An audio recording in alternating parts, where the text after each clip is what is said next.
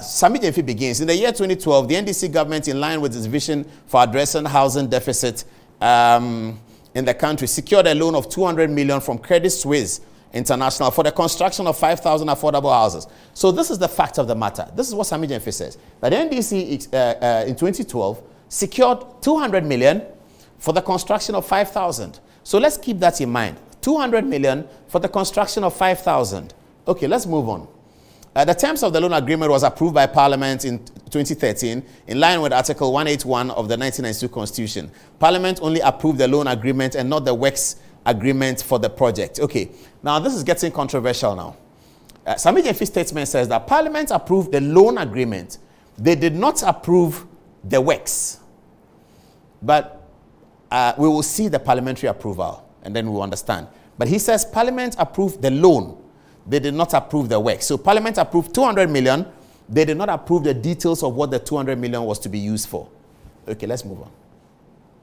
It is instructive to note that the Minister of Works and Housing at the time, the Honorable E.T. Mensah, and that's why we have him in the studio today. His name appears everywhere in this SAGLEME project. The Honorable E.T. Mensah informed Parliament during the debate on the approval of the loan facility that the 5,000 housing units will not be built at a go, but rather over a period of time. That is in phases. Okay, so Sammy Gyamfi quotes E.T. Mensah and says, E.T. Mensah told Parliament that we're not going to build all the 5,000 at a time. We will assume that it's for the same 200 million. We'll assume that the 5,000 is for 200 million, but he's saying that E.T. Mensah told the House that he's not going to build all the 5,000 at the same time. Guess what? E.T. Mensah is here. He's in the studio. He'll tell us what he told Parliament. Anyway, let's move on. This is captured in black and white in the Parliamentary Hansard of 23rd October 2013. Sammy Gyamfi makes a clever reference, which we like. We like that because we like research. He says, whatever E.T. Mensah said, don't take it from him. Go to the Parliamentary Hansard. It's right there. You can see it. Okay. Number 4, subsequent to the grant of parliamentary approval, the Ministry of Works and Housing under Honorable E.T. Mensah again prepared and executed a works agreement with the contractors for the project. Contractor was OAS Limited. So E.T. Mensah did some work, he put it together, and then he put together the documents with the contracted OAS. Okay, it is in the works agreement that the government decided to build the 5,000 units in 4 phases. Okay. The consultant for the project was AESL. Note that Parliament had already approved the loan agreement. Okay, this is also very interesting. That's what the NDC is saying through Sammy Gyamfi. Now, this is interesting because he says that the agreement was for 5,000 houses. E.T. Mensah and the contractors decided that they would do it in 4 phases, and that the consultant for the project was a government consultant, and that Parliament had approved the agreement. So we will assume that 5,000 houses for 200 million. This is the NDC statement. 5,000 houses for 200 million. Okay, let's move on. And therefore, the works agreement, which was an issue of implementation by the ministry, was not required to be approved by Parliament. Okay, great.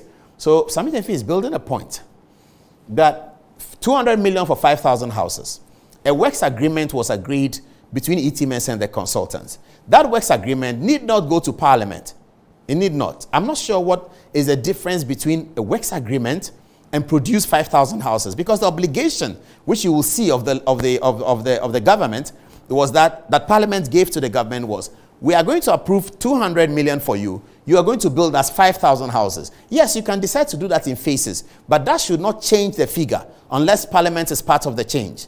I think we can understand that. We have approved 200 million for you. You build 5,000 houses. You can do it however you want. Many phases, other phases, 3 phases, 10 phases, 4 phases. But you have 200 million to build 5,000. Okay, that doesn't come clear here from Sammy Gyamfi's statement at this stage. He says that the works agreement was not an issue of implementation by the ministry, and it did not require Parliament's approval, which will be deciding to do it in phases. I think that's what he's saying. If you decide to do it in phases, you don't need to go back to Parliament. Somehow we can agree with that. Okay, let's move on. Under the works agreement, government was supposed to provide a service plot of land with roads, water, electricity, drains, sewage systems, and other ancillary facilities for the smooth takeoff of the project. Okay. The cost of which had not been factored into the amount of $200 million approved by Parliament for the project, since the government did not have any funds to fall onto to discharge these responsibilities. Voila! Here is the filling of the lacuna. Let's start. Very interesting. He says, under the agreement, the government was supposed to provide service plots, which makes a lot of sense. Service plot of land. With roads, government is supposed to provide roads, water, electricity, drains, sewage system, and other ancillary facilities for the smooth takeoff of the project. However, the cost of these things had not been factored into the amount of $200 million.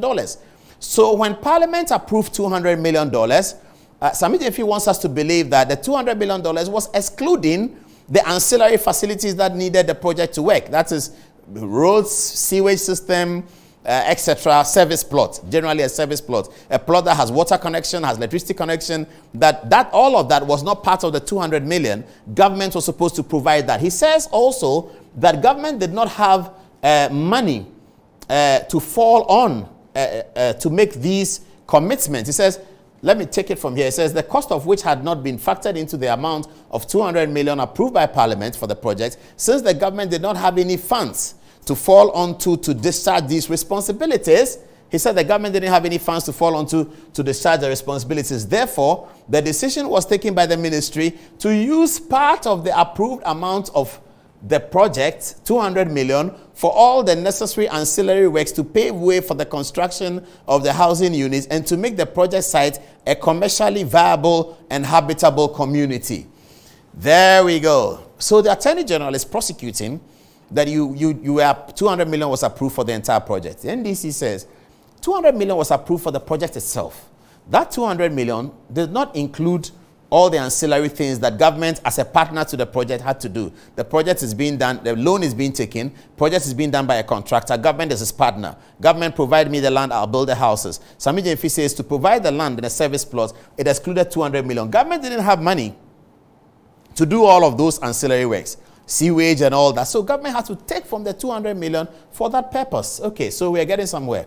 It says, this is what informed the decision by the ministry to do the project in phases, as the Honorable E.T. Mensah had already intimated to Parliament. Clearly, the 5,000 houses could not be built at a go. Yes, that's true. Also, the initial drawings presented to the Ministry of Works and Housing by the developer was based on a Brazilian building code, and it wasn't fit for the Ghana setting.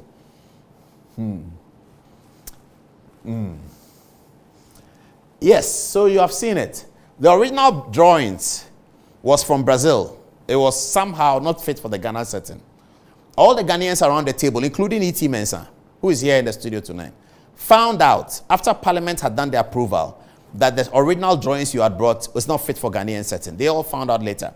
275 members of Parliament, the Parliamentary Committee, they considered a loan for 200 million, a loan for a housing project. They didn't ask for the drawings, or they asked for it, they saw it, they didn't notice that it was Brazilian setting. Sammy Gyamfi doesn't tell us how we came to that realization, because maybe he should have added how we came to that realization, that in the course of a meeting, one very clever consultant said, hey, wait a minute, this is fit for Brazil, it's not fit for Ghana. He didn't tell us all of that. Now, this is where we are.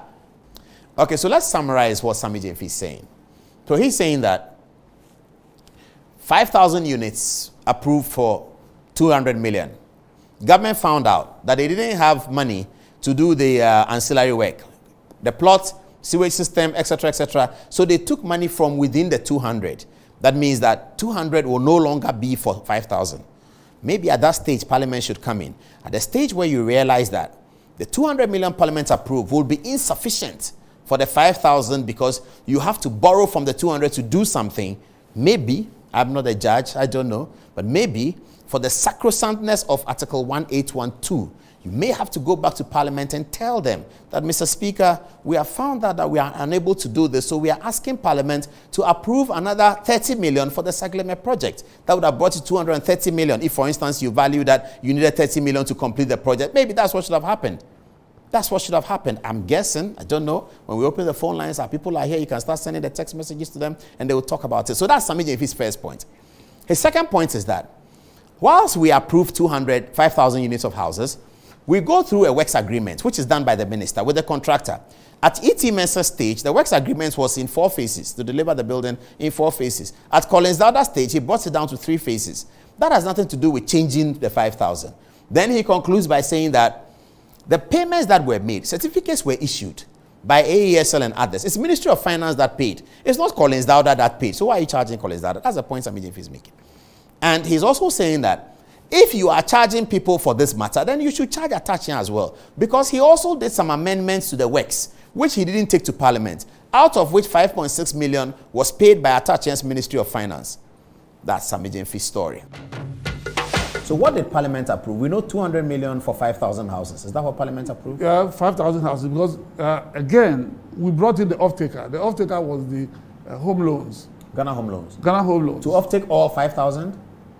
Yeah, to off-take all 5,000. And then hand it over to workers. Yeah, to workers. We had then even registered workers. Who were going to occupy who were interested in it. I see. Yeah. They registered and so Ghana Home Loans was supposed to off-take and pay the money to who?